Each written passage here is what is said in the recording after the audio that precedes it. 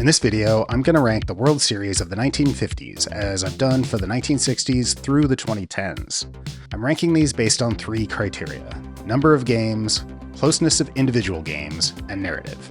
This decade has some pretty phenomenal World Series baseball, with a lot of narrative value and plenty of fascinating moments. So much so that I'm splitting this up into a two-parter because it's running way too long. So this one is 10 through 6, and it'll be followed shortly by 5 through 1. Usually with these videos, I have 2 or 3 series that are total stinkers, where I can just say, like, this was a dull sweep, and move on. But even the 2 sweeps in this decade have plenty of intrigue. The downside of this decade is that it's so New York-centric. A New York team wins every single series but 2. And there is only 1 series without a New York team. So this video is tailor-made for a New York boomer.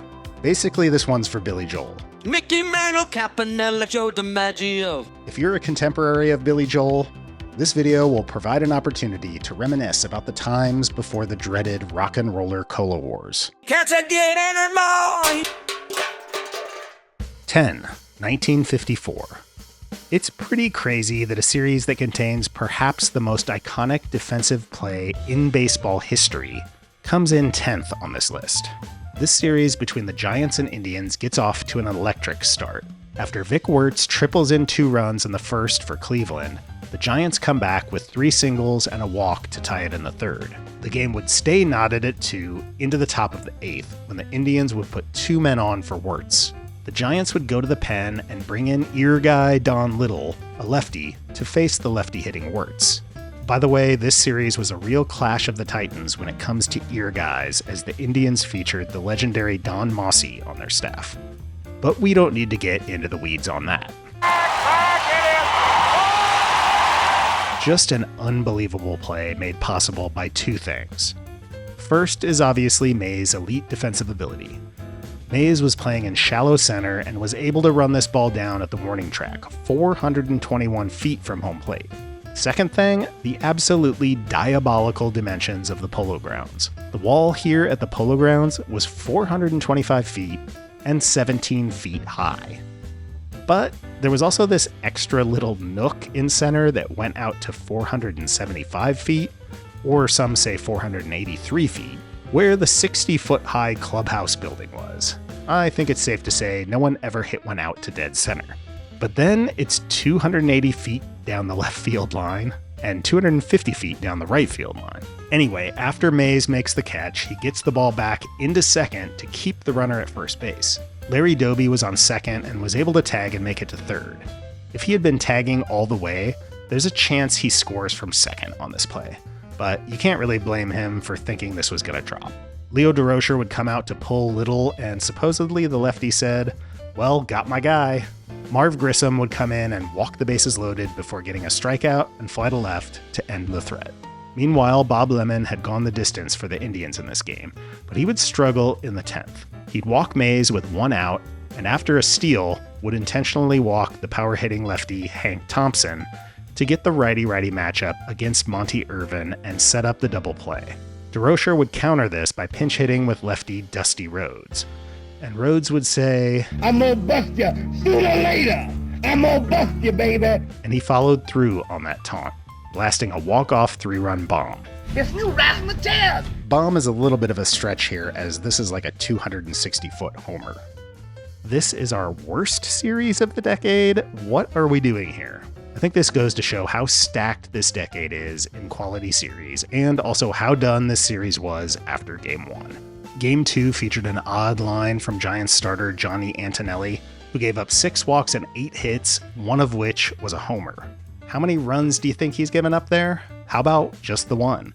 Meanwhile, the Giants put up 3 runs on just 4 hits and 2 walks against Early Win, with Dusty Rhodes once again homering and driving in 2. The rest of this series is unexciting, as the Giants would go up 6-0 to start Game 3 and 7-0 to start Game 4 to complete the sweep. Honestly, pretty eventful for 10th on this list, but it was one of the only 2 sweeps in the decade. Number 9, 1950. Here's the other sweep. This is another rare, exciting sweep. We've got 3 straight 1-run games to start the series, one of them a walk-off. The Phillies were really up against it from the start in this series. The 98-win Yankees had clinched with a few days to spare and were able to set the rotation for the series, while the Phillies needed to beat Brooklyn on the final day of the season to clinch. They had pitched ace Robin Roberts in that game, and he tossed a 10-inning shutout to send them to the series. Roberts would have had to start Game 1 on 2 days rest, which obviously is not optimal, but as you'll see, guys are starting on 2 days rest in these World Series throughout this decade. But it was worse than that, because Roberts had started that 10-inning final game of the season also on 2 days rest. And worse than that, Roberts had started that game on 0 days rest. What the hell? Dude made 3 starts and pitched 22 innings in 5 days. My man had to be absolutely gassed. A big reason for that was that number 2 starter Curt Simmons had been called into active duty with the National Guard in early September. So who was manager Eddie Sawyer going to pitch in Game 1 of the World Series?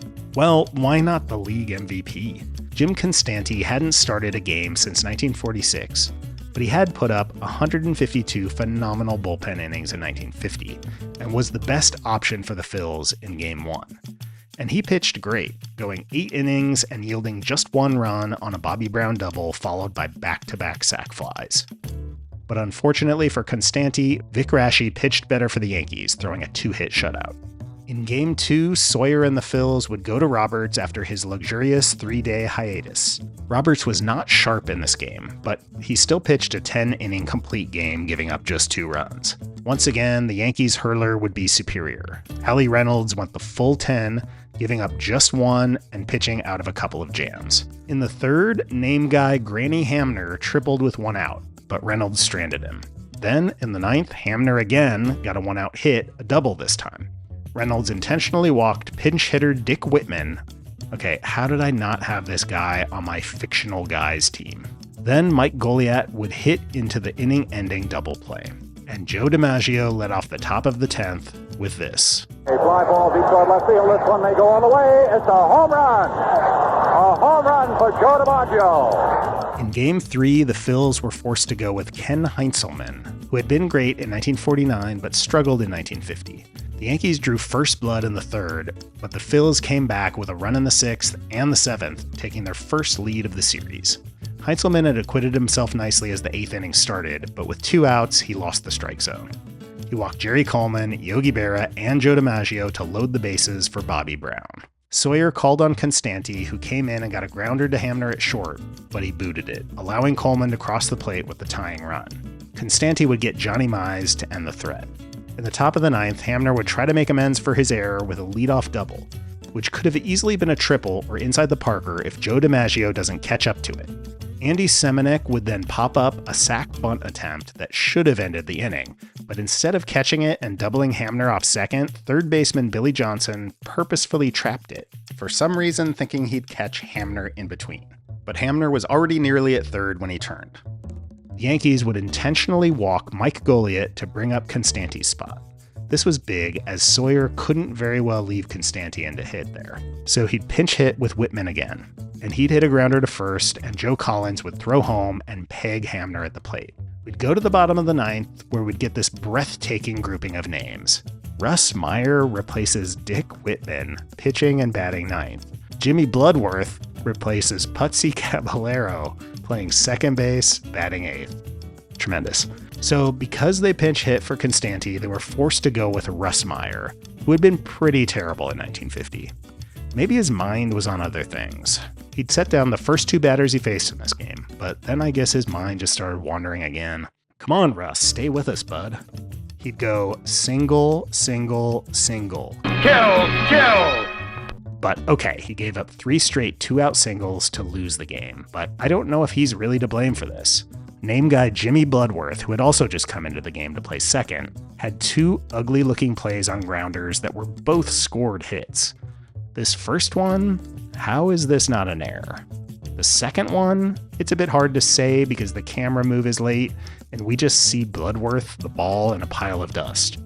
When I slow it down, I'm very confused as to what's going on here. It looks like he dives feet first to try and stop the ball. I don't think I've ever seen a play that looks like this. Again, scored a hit, kind of like a flying front kick. Then Jerry Coleman walks it off with a legit line drive hit. But yeah, gotta say, Russ Meyer innocent on this count. The Phils were in full implosion mode now, and the Yankees would seal the sweep with an undramatic Game 4 win. Number 8, 1951. I thought about putting this solid 6-gamer in the number 9 or 10 slot, but I really couldn't justify a sweep going in front of it. But only 2 of the individual games in this one are all that competitive. It does have some narrative juice as the Rowboat series, so called because Yankee Stadium and the Polo Grounds were right across the Harlem River from each other. It was also the rookie seasons of Mickey Mantle and Willie Mays, 19 and 20 years old respectively, and 51 was the final season and final World Series for Joe DiMaggio. Ultimately, this series is kind of overshadowed by the playoff game between the Dodgers and Giants with Bobby Thompson's walk-off. The shot heard round the world. I mean, how do you follow that? Well, it did get off to a hell of a start, with Monty Irvin stealing home to put the Giants up 2-0 in the first. Then lefty swingman Dave Kozlow, in a surprise Game 1 start, pitched the game of his life, holding the Yankees to just 1 run. In Game 2, the Yankees started it off with some small ball, back-to-back bunt singles by Mantle and Rizzuto, with a throwing error by first baseman Whitey Lockman allowing Mantle to take third. A bloop single by Gil McDougald put the Yanks up 1-0. And then a Joe Collins homer made it 2-zip. In the 5th, a historic convergence of Hall of Fame center fielders occurred. A play of little consequence to this game, or really even the series, but of major consequence for the career and life of one of these guys. Willie Mays hit a fly ball to right center between center fielder DiMaggio and right fielder Mantle. Joe called Mickey off at the last second, and as Mickey moved to avoid a collision, he caught his spikes on an exposed drain pipe and severely injured his knee. He'd missed the rest of the game, and supposedly, after this play, Mantle would never play a baseball game without pain. The Giants threatened in the 7th with a 1-out bases-loaded situation, but Yankees starter Eddie Lopat got out of the jam, just allowing 1 to score, making it 2-1. In the bottom of the 8th, the Yankees got a big insurance run with the Giants playing some bad defense again. After a leadoff single, a grounder to third baseman Bobby Thompson looked like a sure double play, but second baseman Eddie Stanky just plumb forgot to cover second base. A rare goof for a brat like Stanky. The Boston Globe would write that Stanky was somewhere between first and second, thinking beautiful thoughts. Game 3 turned for the Giants on some fascinating base-running exploits. Phil Rizzuto was caught stealing in the first, quashing an early rally. Then in the third, with the Giants up 1-0, the Yankees got their leadoff hitter on and had pitcher Vic Raschi lay down the sacrifice bunt. But Giants pitcher Jim Hearn threw to second to peg the lead runner. Alvin Dark then tried to turn it into a twin killing, but overthrew first baseman Lockman, who managed to run the ball down and throw to second in time for Dark to lay the tag on Raschi. Some accounts differ, but Raschi was apparently incredibly slow to begin with, and was possibly loafing his way to second, assuming there'd be no play. And Dark supposedly deked him, acting very nonchalant as the throw was coming from Lockman. Another Yankee rally killed on the base paths. Writers for the New York Times had a lot of fun with this play, saying, quote, "Time flies, but Vic Raschi crawls." Then in the 5th, the Giants would put the game out of reach with some inspired and perhaps unethical base running. Eddie Stanky led off with a walk. Perhaps it was not the best idea for the 36-year-old Stanky to try to steal second in this big moment. But I guess he was like, it's really hard to let go of Brat. He took off, and Yogi Berra's throw to Rizzuto had him dead to rights. But don't need just do it on repeat, keep. When I'm in the club, yeah, I'm 365 party girl. Should we do a little key? Should we have a little? The most Brat move in a career of Brat moves. Stanky kicked the ball out of Rizzuto's glove and into center field, then ran to third. Casey Stengel argued interference, but the ump didn't bite, and the Yankees unraveled after that, with Berra making an error on a play at the plate to keep the inning going for Whitey Lockman to blast a 3-run homer. Game 4 was pushed back a day due to rain, which was a key development that helped the Yankees. Perhaps it slowed the Giants' momentum, but it definitely helped the Yankees reset the rotation. They were going to use midseason acquisition Johnny Sain to start Game 4. Sain, a once great pitcher, was in decline and had not been very good in 1951. Instead, the rain allowed them to go back to Game 1 starter Allie Reynolds. Kind of ironic because the phrase just a few years prior for the Boston Braves was spawn, Sane, and pray for rain. And here the rain mercifully helped the Yankees to keep Sane off the field. Meanwhile, the Giants were going to be starting their ace Sal Maglie, rain or no. So some lucky rain for the Yankees, and they took advantage, winning 6-2 in a fairly undramatic game. This shifted the momentum, and the Yankees went off in a Game 5 13-1 drubbing, and then took a 4-1 lead into the 6th inning of Game 6. The Giants had their backs to the wall, but did not go quietly. They had been fighting for their lives since August 11th, when they trailed the Dodgers by 13 games. So 3 runs in 3 innings ain't nothing. The Giants would mount rallies in the 7th, 8th, and 9th. Willie Mays and pinch hitter Bill Rigney hit back-to-back singles to start the 7th against Rashi. But Stengel went to the pen and brought in Sane, who went flyout, strikeout, flyout to end the threat. Then in the 8th, the Giants would load the bases after 2 were out, but pinch hitter Ray Noble would strike out. And in the 9th, they'd load the bases once again, this time to start the inning. Monty Irvin would hit a fly ball to deep left, and in what could have been a huge mistake, left fielder Gene Woodling threw to third instead of second, allowing the tying run to move into scoring position. Then Bobby Thompson popped out to left, which did score 1 to make it 4-3. But this brought up the rather sad situation of the last guy on your bench pinch hitting with your last gasp. Think Michael Martinez grounding out in 2016 for Cleveland. In 51, it was Sal Ivars, the Giants' 3rd catcher. Ivars was not as helpless as Martinez at the plate, putting up this career slash line, and he actually hit .317 in 50 plate appearances in 51. But the main reason he was even on the team in 51 was to help steal signs. Ivars was an integral part of DeRocher's complicated sign-stealing process, where he would signal from the bullpen to Giants hitters what pitch was coming. The Giants would go 51-8 after Ivars was called up and the sign-stealing scheme began.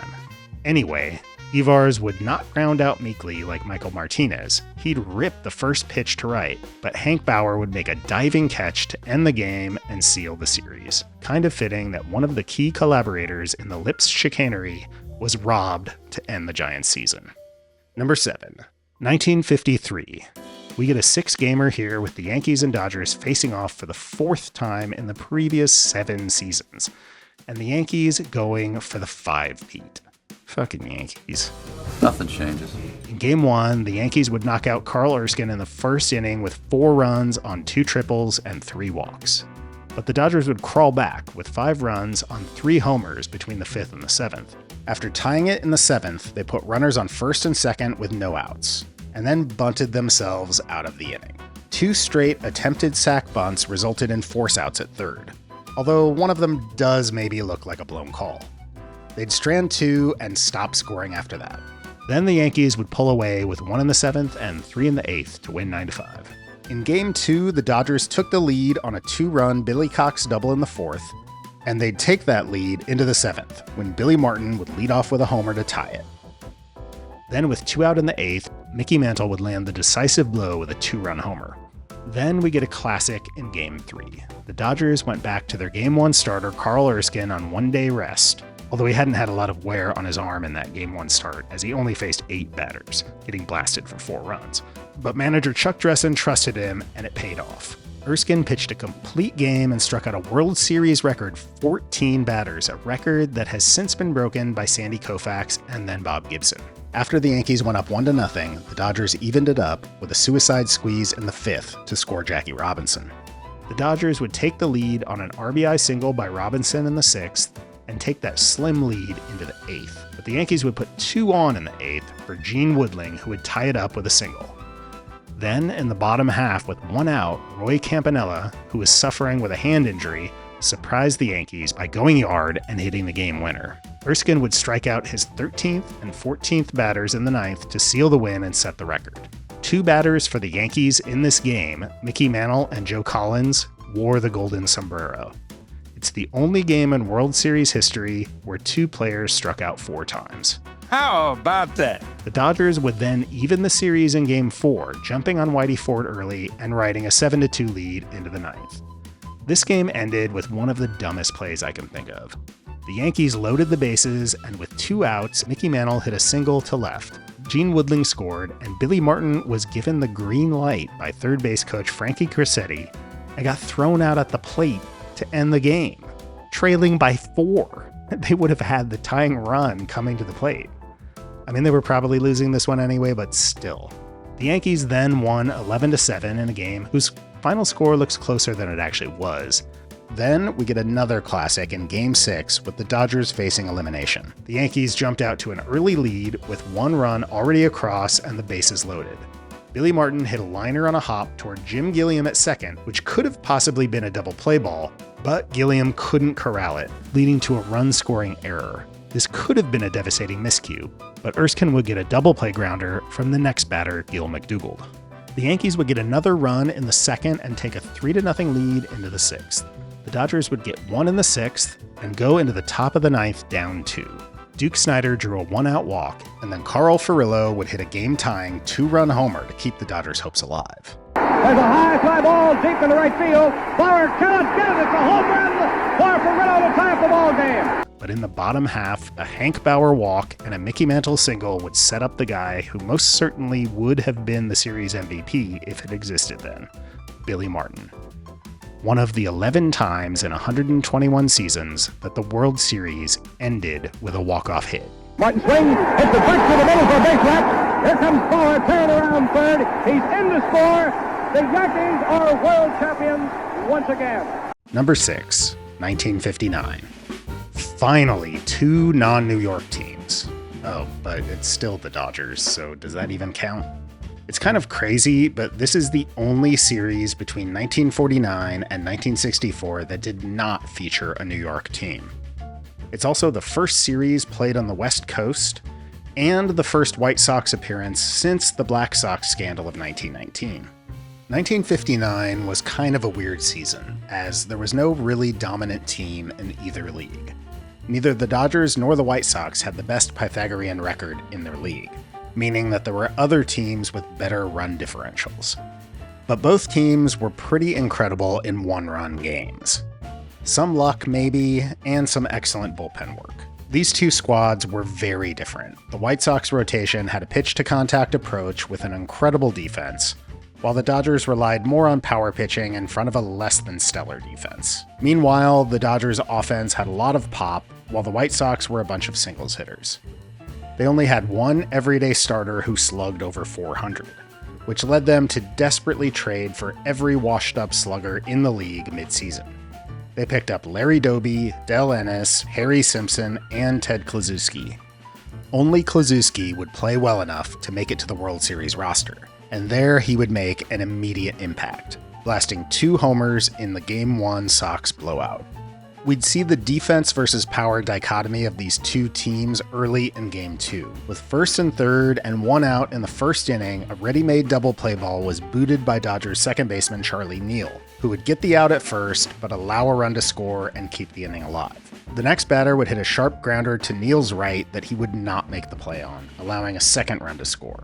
Maury Wills would join in the fun with an E6 on the next play, but Johnny Padres would get out of the jam without any more damage. In the second, the Sox' great defense would get them out of a jam, with a diving Ted Kluszewski catch on a line drive. Klue not really known for his defense, but I guess it's contagious.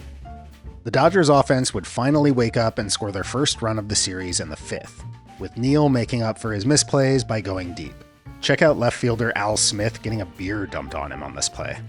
They'd take their first lead in the 7th with a pinch hit solo homer by Chuck Esigian, and then a second homer by Neal, a 2-run shot this time. This game would then turn into a battle of elite name guy relievers, with Turk Lown and Larry Sherry going toe-to-toe from the 7th on. The key play in this game would happen in the 8th against Sherry. Kluszewski would single, and then Sherm Lawler would hit a hot shot to Jim Gilliam at third. Another makeable play that turned into an infield hit. That would bring up the beer-soaked Al Smith, who would smash a ball to the wall in left center to score 1. But catcher Sherm Lawler would try to score from first and would be thrown out by a mile. That was a painful first out of the inning for the White Sox, but Smith did advance to third on the throw home. Sherry would get a strikeout and a pop-out to end the threat.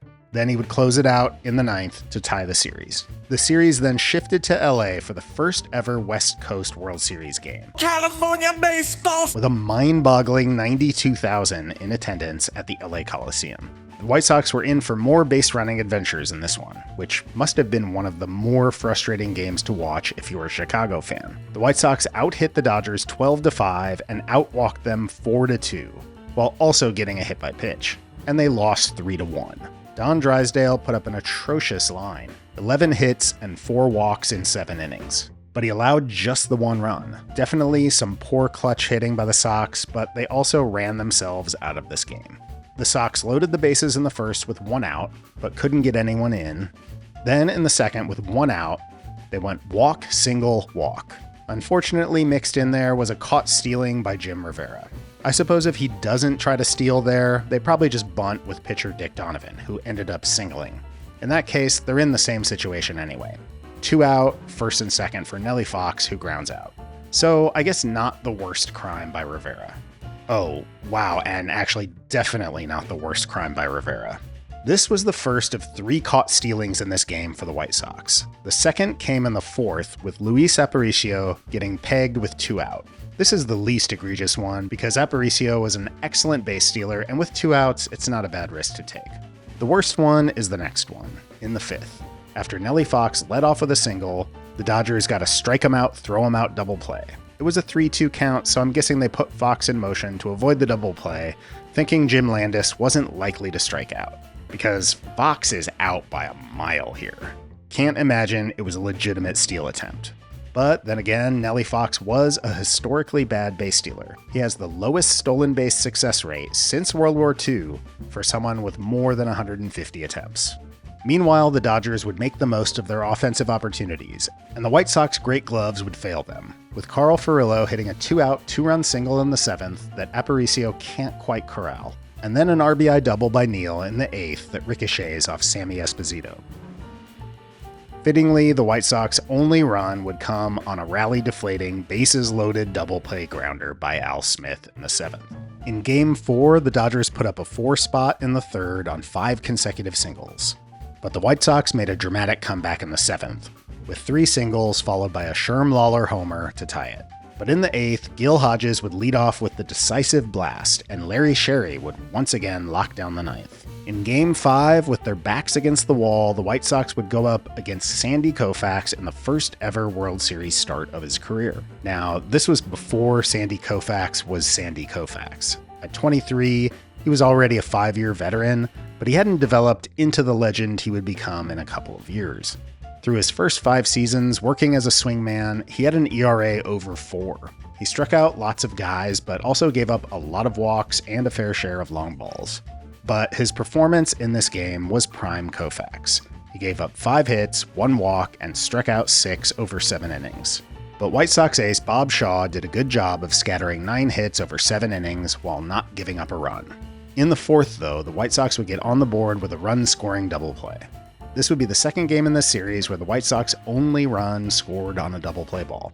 But in this one, that's all they would need. Shaw would pitch around a 1-out triple in the 4th, and his bullpen would bail him out of a 1-out bases-loaded jam in the 8th. He was also helped in the 7th by what I initially thought was some bad base running. I watched this clip of Jim Gilliam hit a ball off the left field wall that goes for just a single, with Johnny Padres just going first to second on the play. But the camera angles here don't show the whole story. The LA Coliseum was obviously not made for baseball, and it led to the dimensions being really kooky. A bit like the Polo Grounds. It was cavernous to center and right, but just 250 feet to left. They installed a 40-foot screen to compensate a bit. So when you look at this image, you can understand how you might not be able to go first to third on a liner off the left field wall. This would send the series back to Chicago, and it would end anticlimactically with the Dodgers blowing out the Sox 9-3. All right, that concludes part 1. Keep an eye out for part 2 coming up either next Friday or the following Friday. Or if this is in the future, I'll put a link here at the end as well as in the description. Please like and subscribe, and as always, let me know in the comments how you'd rank these differently and what key moments I might have missed.